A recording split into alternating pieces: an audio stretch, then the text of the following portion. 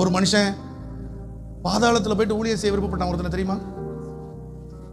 இந்த உலகத்தில் அவன் யாரு? ஐஸ்வர்யவானான ஒரு மனுஷன், ரொம்ப ஐஸ்வர்யமான மனுஷன், மனம் போன போக்கில் வாழ்ந்தார். சர்ச்சுக்கு போறவர் தான் அவரும். அவரும் யார் தான்? ஏன் சர்ச்சுக்கு போறவர்? அவருக்கு ஆபிரகாம்லாம் யாருன்னு என்ன பண்ணுது நல்லாவே. அங்க போயிட்டு யாரெல்லாம் தெரியுது? பைபிள் நல்லா தெரியுது.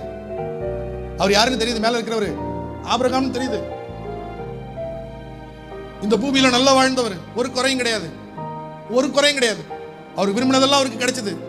நல்ல வேலை, நல்ல வருமானம், நல்ல வீடு, நல்ல பங்களா, நல்ல காரு, நல்ல பணம், விரும்பினதெல்லாம் அனுபவித்துக் கொண்டிருந்தார். யாரை மறந்துட்டாரு? தேவனை மறந்துட்டாரு. என்ன தேவனை மறந்துட்டாரு? தன்னுடைய சகோதரர்கிட்ட போய் தேவனை குறித்து என்ன பண்ணவே இல்லை, சொல்லவே இல்லை.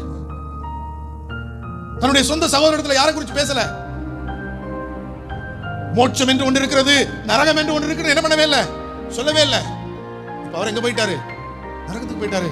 அங்க போயிட்டு ஆபிரகாம் பார்த்து கேட்கிறாரு, என்னை ஒரே ஒரு முறை எங்க ஊருக்கு என்ன பண்ணுங்க, அனுப்புங்க. ஏன்பா? எங்க சகோதரர்கள் எல்லாம் மேல இருக்கிறாங்க. நான் போய் அவங்க கிட்ட சொன்னா அவங்க உண்மையை என்ன பண்ணுவாங்க, நம்புவாங்க. ஒரு நாள் நரகத்திலிருந்து பலர் உங்களை நோக்கி கேட்பாங்க,